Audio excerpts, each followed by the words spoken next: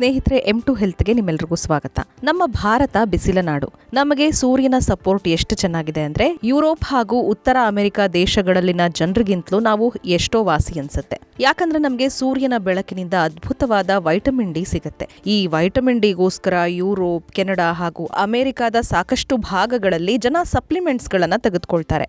Vitamin D shorts ತಗೊಳ್ತಾರೆ. ಈ ಮೂಲಕ ಅವರು ತಮಗೆ ಕೊರತೆ ಆಗಿರೋ ವೈಟಮಿನ್ ಡಿನ ಪಡೆದುಕೊಳ್ತಾರೆ. ಯಾಕಂದ್ರೆ ಆ ಭಾಗದಲ್ಲಿ ಸೂರ್ಯನ ಬಿಸಿಲು ಕಡಿಮೆ ಇರುತ್ತೆ. ಒಂದ್ ವೇಳೆ ಬಿಸಿಲು ಬಂದರೂ ಕೂಡ ಅದು ಮನುಷ್ಯನ ದೇಹಕ್ಕೆ ಬೇಕಾಗುವಷ್ಟು ವೈಟಮಿನ್ ಡಿ ಅನ್ನ ಉತ್ಪಾದಿಸೋದಿಲ್ಲ. ಹೀಗಾಗಿ Russia, Germany, Britain, Belgium, Canada ಸೇರಿದಂತೆ ಸಾಕಷ್ಟು ದೇಶಗಳ ಜನ ಏಷ್ಯಾ ದೇಶಗಳಿಗೆ ಬಿಸಿಲಿಗಾಗಿ ಬರ್ತಾರೆ. ನಮ್ ಗೋವಾದಲ್ಲಿ ಕೂಡ ನೀವು ನೋಡಿರಬಹುದು, ಸಾಕಷ್ಟು ಜನ ಫಾರಿನರ್ಸ್ ಅಲ್ಲಿ ಬಂದು ಸನ್ ಬಾತ್ ಅನ್ನ ಮಾಡ್ತಾರೆ. ಯಾಕಂದ್ರೆ ಅವ್ರಿಗೆ ಸೂರ್ಯನ ಬೆಳಕು, ವೈಟಮಿನ್ ಡಿ ತುಂಬಾ ಮುಖ್ಯ ಅಂತ ಗೊತ್ತು. ಸೊ ಅವರೆಲ್ಲ ಇಲ್ಲಿಗೆ ಬರ್ತಾರೆ ಅಂದ್ರೆ ಇಲ್ಲಿ ವೈಟಮಿನ್ ಡಿ ಸಮರ್ಪಕವಾಗಿದೆ ಅಂತಾನೆ ಅರ್ಥ ಅಲ್ವಾ? ಆದ್ರೆ ನಿಮ್ಗೊಂದು ಶಾಕಿಂಗ್ ವಿಚಾರ ಹೇಳ್ತೀನಿ ಕೇಳಿ. ನಮ್ಮಲ್ಲಿ ಬಹಳಷ್ಟು ಮಂದಿಯಲ್ಲಿ ವೈಟಮಿನ್ ಡಿ ಕೊರತೆ ಇದೆ. ಅರೆ, ಎಲ್ಲಿಂದಲೋ ಬರೋ ವಿದೇಶಿಯರು ಇಲ್ಲಿ ವೈಟಮಿನ್ ಡಿ ಪಡ್ಕೊಂಡು ಹೋಗ್ತಾರೆ. ಆದ್ರೆ ನಮ್ಮ ಜನಕ್ಕೆ ಯಾಕೆ ವೈಟಮಿನ್ ಡಿ ಕಡಿಮೆ ಇದೆ ಅನ್ನೋ ಪ್ರಶ್ನೆ ನಿಮ್ಮ ಮನಸ್ಸಲ್ಲಿ ಮೂಡಬಹುದು. ಕೆಲ ಲೆಕ್ಕಾಚಾರಗಳ ಪ್ರಕಾರ ಭಾರತದಲ್ಲಿನ 70-90% ಮಂದಿಗೆ ವೈಟಮಿನ್ ಡಿ ಕೊರತೆ ಇದೆಯಂತೆ. ಇಲ್ಲಿ ಸಾಕಷ್ಟು ಬಿಸಿಲಿದ್ದು ಕೂಡ ಭಾರತೀಯರನ್ನ ಈ ಸಮಸ್ಯೆ ಯಾಕೆ ಕಾಡ್ತಾ ಇದೆ? ಸೊ ಈಗ ನಮ್ಮಲ್ಲೂ ಕೂಡ ವೈಟಮಿನ್ ಡಿ ಶಾರ್ಟ್ಸ್ ಗಳು ಶುರುವಾಗಿದೆ, ಟ್ಯಾಬ್ಲೆಟ್ ಗಳು ಶುರುವಾಗಿದೆ. ಹಾಗಾದ್ರೆ ಇದಕ್ಕೆ ಕಾರಣ ಏನು? ವೈಟಮಿನ್ ಡಿ ಕೊರತೆಯಿಂದ ಏನಾಗುತ್ತೆ, ಅದರಿಂದ ಹೊರಬರೋದು ಹೇಗೆ ಅನ್ನೋದ್ರ ಬಗ್ಗೆ ಒಂದಷ್ಟು ಮಾಹಿತಿನ ನಾವಿಲ್ಲಿ ನೋಡೋಣ. ಈ ವೈಟಮಿನ್ ಡಿ ಇದೆಯಲ್ಲ, ಇದು ಮಾನವನ ದೇಹಕ್ಕೆ ಅತ್ಯಂತ ಮುಖ್ಯವಾದ ಪೋಷಕಾಂಶಗಳಲ್ಲಿ ಒಂದು. ಇದು ಹಾರ್ಮೋನ್ ತರ ನಮ್ಮ ದೇಹದಲ್ಲಿ ಕೆಲಸ ಮಾಡುತ್ತೆ. ಹಲವು ಮುಖ್ಯ ಕ್ರಿಯೆಗಳನ್ನ ನಿಯಂತ್ರಿಸುತ್ತೆ. ಇದು ಕೇವಲ ಸೂರ್ಯನ ವೈಟಮಿನ್ ಅಷ್ಟೇ ಅಲ್ಲ, ದೇಹದ ಅನೇಕ ಪ್ರಮುಖ ವ್ಯವಸ್ಥೆಗಳೊಂದಿಗೂ ಕೂಡ ಇದು ನೇರವಾದಂತಹ ಸಂಬಂಧ ಹೊಂದಿದೆ. ಡಾಕ್ಟರ್ ಖಾದರ್ ಹೇಳೋ ಪ್ರಕಾರ ವೈಟಮಿನ್ ಡಿ ಮನುಷ್ಯನಿಗೆ ತುಂಬಾ ಮುಖ್ಯ. ಅದರಲ್ಲೂ ಸೂರ್ಯನ ಬೆಳಗಿನ ಕಿರಣ ಮನುಷ್ಯನಿಗೆ ಅತಿ ಮುಖ್ಯವಾಗಿ ಬೇಕಾಗಿದ್ದು. ಯಾಕಂದ್ರೆ ನಮ್ಮ ಸಂಪೂರ್ಣ ಆರೋಗ್ಯ ಈ ಸೂರ್ಯನ ಕಿರಣದಲ್ಲೇ ಇದೆ ಅಂತ ಆಹಾರ ವಿಜ್ಞಾನಿ ಡಾಕ್ಟರ್ ಖಾದರ್ ಕೂಡ ಹೇಳ್ತಾರೆ. ಸೂರ್ಯ ನಮಸ್ಕಾರ ಅತಿ ಮುಖ್ಯ. ಅಸೂರ್ಯ ನಾಸ್ತಿ ಆರೋಗ್ಯಂ ಅಂತ ಹೇಳ್ತಾ ಇರ್ತೀನಿ ಅಲ್ಲಿ ಇಲ್ಲಿ ನಾನು. ಸೊ ಆ ಕಾಷಾಯ ರಂಗು ಬಣ್ಣದ ಸೂರ್ಯನನ್ನ ನೋಡೋದು ಅತಿ ಮುಖ್ಯ. ಬೆಳಗ್ಗೆ ಸೂರ್ಯೋದಯ ಸಮಯದಲ್ಲಿ ಇದನ್ನು ಯಾರು ಮರಿಬೇಡಿ. ಸೂರ್ಯ ನಮಸ್ಕಾರ ಮಾಡೋಕ್ಕೆ ನಿಮಗೆ ಮೈ ಸಹಕರಿಸಿದ್ರೆ ಅದು ಇನ್ನೂ ಅದ್ಭುತ. ಅದಿಲ್ಲ, ಬರೀ ಬಿಸಿಲಲ್ಲಿ ಓಡಾಡಿ ಅಡ್ಡಾಡಿ ಆ ಸೂರ್ಯ ಭಗವಾನನ್ನು ನೋಡಿದ್ರೆ ಸಾಕು.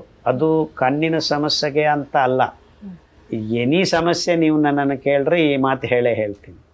ನಿಮಗೆ ಫ್ಯಾಟಿ ಲಿವರ್ ಇದೆ, ನಿಮಗೆ ಅಂಡಾಣುಗಳು ಸರಿಯಾಗಿ ಕೆಲಸ ಮಾಡ್ತಾ ಇಲ್ಲ, ನಿಮಗೆ ಥೈರಾಯ್ಡ್ ಪ್ರಾಬ್ಲಮ್ ಇದೆ, ಇದಕ್ಕೆಲ್ಲದಕ್ಕೂ ಸಂಯೋಜನೆ ಮಾಡಿಕೊಂಡು ಬೇಕಾಗಿದ್ದ ಕೆಲವು ಜೀವರಾಸಾಯನಿಕ ಪದಾರ್ಥಗಳು, ಉದಾಹರಣೆಗೆ ವಿಟಮಿನ್ ಡಿ3 ಆ ಕಾಂಪ್ಲೆಕ್ಸ್, ಅದು ತಯಾರಾಗೋದು ನಿಮ್ಮ ಚರ್ಮದ ಕೆಳಗಡೆ ಕೊಲೆಸ್ಟ್ರಾಲಿಂದ. ಇವನ್ನು ತಯಾರು ಮಾಡೋ ಒಂದು ಅದ್ಭುತವಾದ ಗುಣ ಆ ಸೂರ್ಯ ರಶ್ಮಿಗಿರುತ್ತೆ. ಸೊ ಅದನ್ನು ನಾವು ನಮ್ಮ ಮೈ ಮೇಲೆ ಸ್ನಾನ ಮಾಡಲೇಬೇಕು.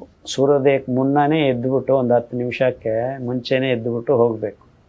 ಈಗ 6:40 ಈಸ್ ಸೂರ್ಯೋದಯ ಈಗ ನಮ್ಮ ಪ್ರಾಂತದಲ್ಲಿ. ಬಿಕಾಸ್ ಬೆಂಗಾಲ್ಗೆ ಹೋದರೆ ಬೇರೆ ಇರುತ್ತೆ, ನೋಡಿಕೊಂಡು ಮಾಡಿರಿ. 6:40 ಇಂದ 6:55 ತನಕ 15 ನಿಮಿಷ ಸೂರ್ಯನನ್ನು ನೋಡೋಕ್ಕಾಗತ್ತೆ. ಒನ್ಸ್ ಭಾಸ್ಕರ ಪ್ರಜ್ವಲಿತ ಸೂರ್ಯ ಬಂದ ಮೇಲೆ ನೋಡಬೇಡ್ರಿ. ಆರೆಂಜ್ ಕಲರ್ ಹೋಗ್ತಾ ಇದ್ದಂಗೆ ಮಾಯ ಆಗಿ ಬಿಳಿ ಸೂರ್ಯ ಬರ್ತಾನೆ, ಪ್ರಜ್ವಲಿತ ಭಾಸ್ಕರ ಅಂತಾರೆ. ಅಲ್ಲಿಗೆ ನಿಲ್ಲಿಸ್ಬೇಕು. ಆಮೇಲೆ ಸೂರ್ಯನ ನೋಡಬಾರ್ದು, ಬಿಸಿಲನ್ನ ಮೈ ಮೇಲೆ ಹಾಕೋಬೇಕು. ಇನ್ನೊಂದು 3/4 ಗಂಟೆ ಅಡ್ಡಾಡ್ರಿ, ಅಲ್ಲಿ ಯು ವಿಲ್ ಬಿ ಫೈನ್. ಇನ್ನು ಡಾಕ್ಟರ್ BM ಹೆಗ್ಡೆ, ಭಾರತದ ಖ್ಯಾತ ವೈದ್ಯರು, ಅವರು ಕೂಡ ಸೂರ್ಯನ ಬಿಸಿಲು ಒಂದು ಅತ್ಯದ್ಭುತವಾದಂತಹ ಔಷಧಿ. ನಮ್ಮ ರೋಗ ನಿರೋಧಕ ಶಕ್ತಿಯನ್ನ ಹೆಚ್ಚಿಸೋ ನಿಟ್ಟಿನಲ್ಲಿ ನಮ್ಮ ಓವರ್ ಆಲ್ ಫಿಸಿಕಲ್ ಹೆಲ್ತ್ಗೆ ಎಷ್ಟು ಮುಖ್ಯ ಆಗುತ್ತೆ ಅನ್ನೋದ್ರ ಬಗ್ಗೆ ಸಾಕಷ್ಟು ಸಂದರ್ಶನದಲ್ಲಿ ಮಾತನಾಡಿದ್ದಾರೆ.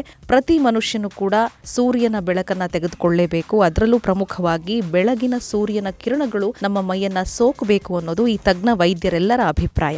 ಇನ್ನು ವೈಟಮಿನ್ ಡಿ ಮನುಷ್ಯನಿಗೆ ಯಾಕೆ ಮುಖ್ಯ ಅನ್ನೋ ಪ್ರಶ್ನೆನ ನೀವು ಕೇಳಿದ್ರೆ, ನಮ್ಮ ಎಲುಬುಗಳ ಆರೋಗ್ಯಕ್ಕೆ ಇದು ಬಹಳ ಮುಖ್ಯ ಆಗುತ್ತೆ. ವೈಟಮಿನ್ ಡಿ ಕ್ಯಾಲ್ಸಿಯಂ ಪೋಷಣೆಯನ್ನು ನಮಗೆ ಒದಗಿಸುತ್ತೆ. ಹೀಗಾಗಿ ಸರಿಯಾದ ಕ್ಯಾಲ್ಸಿಯಂ ನಮ್ಮ ದೇಹಕ್ಕೆ ಇದರಿಂದ ಸೇರುತ್ತೆ. ಇನ್ನು ಸ್ನಾಯುಗಳ ಶಕ್ತಿಯನ್ನ ಕೂಡ ವೈಟಮಿನ್ ಡಿ ಹೆಚ್ಚಿಸುತ್ತೆ. ಇದರಿಂದ ಸ್ನಾಯು ನೋವು, ದುರ್ಬಲತೆಯಿಂದ ನಾವು ಹೊರಬರಬಹುದು. ಇನ್ನು ನಮ್ಮ ದೇಹದ ರೋಗ ನಿರೋಧಕ ಶಕ್ತಿಯನ್ನ ಇದು ಹೆಚ್ಚಿಸುತ್ತೆ. ವೈಟಮಿನ್ ಡಿ ದೇಹದ ರೋಗಗಳಿಗೆ ವಿರುದ್ಧವಾಗಿ ಹೋರಾಡೋ ಶಕ್ತಿಯನ್ನ ಕೂಡ ಹೆಚ್ಚಿಸುತ್ತೆ. ಸಣ್ಣ ಸಣ್ಣ ಸೋಂಕುಗಳು ಇದರಿಂದ ಕಡಿಮೆ ಆಗುತ್ತೆ. ನಮ್ಮ ಹೃದಯ ಹೃದಯದ ಆರೋಗ್ಯವನ್ನ ಹೆಚ್ಚಿಸುತ್ತೆ.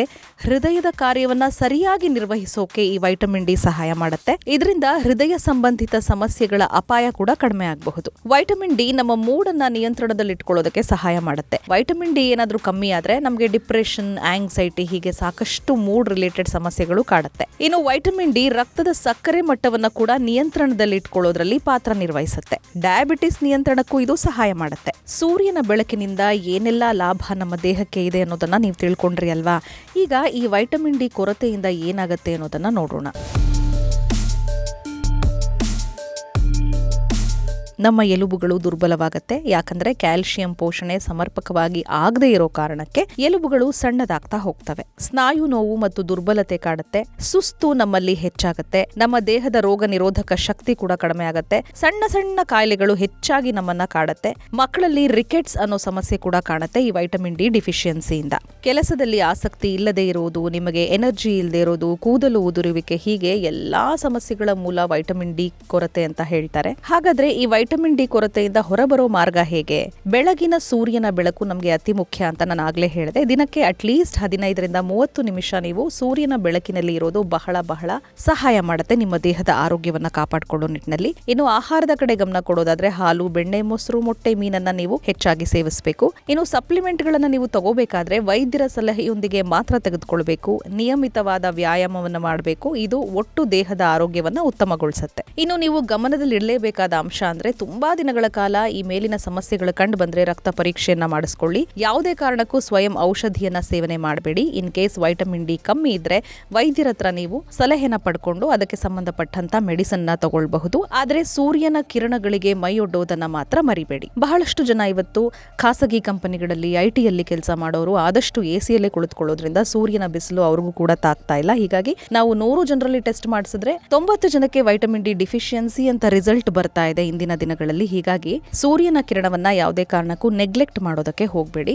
ಈ ಒಂದು ಬ್ಯುಸಿ ಜೀವನ ಶೈಲಿಯಲ್ಲಿ, ಈ ಮೆಕ್ಯಾನಿಕಲ್ ಲೈಫ್ ಅಂತ ನಾವೇನ್ ಹೇಳ್ತೀವಿ, ನಮಗಾಗಿ ನಾವು 15-20 ನಿಮಿಷ ಸಮಯ ತಗೊಂಡು ಸೂರ್ಯನ ಕಿರಣಗಳಿಗೆ ನಾವು ಮೈಯನ್ನ ಒಡ್ಡಿದ್ರೆ ಈ ವೈಟಮಿನ್ ಡಿ ಡಿಫಿಷಿಯನ್ಸಿಯಿಂದ ಹೊರಬರಬಹುದು. ಜೊತೆಗೆ ಆಸ್ಪತ್ರೆಗಳಿಗೆ ದುಡ್ಡು ಖರ್ಚು ಮಾಡೋದನ್ನ ನಾವು ಕಂಟ್ರೋಲ್ ಮಾಡಬಹುದು. ಹಾಗೇನೆ ಇವತ್ತು ಎಷ್ಟೋ ಜನರು ಸನ್ಸ್ಕ್ರೀನ್ ಅನ್ನ ಹಚ್ತಾ ಇದ್ದಾರೆ. ಅಂದ್ರೆ ಸನ್ ಟ್ಯಾನ್ ಆಗಬಾರ್ದು, ಸನ್ ಬರ್ನ್ ಆಗಬಾರ್ದು ಅನ್ನೋ ಕಾರಣಕ್ಕೆ. ಆದ್ರೆ ಬೆಳಗಿನ ಸೂರ್ಯನ ಕಿರಣಗಳಿಂದ ಯಾವುದೇ ರೀತಿಯಾದ ಸಮಸ್ಯೆ ಆಗೋದಿಲ್ಲ, ಯಾವುದೇ ರೀತಿಯಾದ ಕ್ಯಾನ್ಸರ್ ಕೂಡ ಬರೋದಿಲ್ಲ. ಹೀಗಾಗಿ ನೀವು ಸನ್ಸ್ಕ್ರೀನ್ ಅನ್ನ ಪಕ್ಕಕ್ಕಿಟ್ಟು ಬೆಳಗಿನ ಜಾವದ ಸೂರ್ಯನ ಕಿರಣಗಳಿಗೆ ನೀವು ಮೈಯನ್ನ ಒಡ್ಡಿ.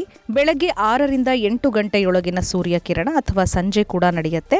ಸಂಜೆ 4-6 ಗಂಟೆ ಒಳಗಿನ ಸೂರ್ಯನ ಕಿರಣವನ್ನ ನೀವು ತೆಗೆದುಕೊಂಡ್ರೆ ನಿಮಗೆ ವೈಟಮಿನ್ ಡಿ ಸಿಗತ್ತೆ. ನೋಡಿದ್ರಲ್ಲ ಈ ಸೂರ್ಯನ ಕಿರಣಗಳು ಯಾವ ರೀತಿ ನಮ್ಮ ದೇಹದಲ್ಲಿ ಮ್ಯಾಜಿಕ್ ಮಾಡುತ್ತೆ ಅಂತ. ಹಾಗೇನೆ ಈ ವೈಟಮಿನ್ ಡಿ ಕಡಿಮೆ ಆದ್ರೆ ಏನೆಲ್ಲಾ ಸಮಸ್ಯೆಗಳು ನಮ್ಮನ್ನ ಕಾಡತ್ತೆ ಅನ್ನೋದನ್ನ. ಸ್ನೇಹಿತರೆ, ಆರೋಗ್ಯವಂತ ಭಾರತ ನಿರ್ಮಾಣ ನಮ್ಮ ಕನಸು. ನಿಮ್ಮ ಆರೋಗ್ಯವನ್ನ ನೀವೇ ಗಮನಿಸಿ, ಆರೋಗ್ಯವಂತರಾಗಿ ಬಾಳಿ. ಮುಂದಿನ ವಿಡಿಯೋದಲ್ಲಿ ಮತ್ತೊಂದು ವಿಶೇಷ ಮಾಹಿತಿಯನ್ನ ನಿಮ್ಮ ಮುಂದಿಡ್ತೀನಿ. ಅಲ್ಲಿವರೆಗೂ ನಮಸ್ಕಾರ.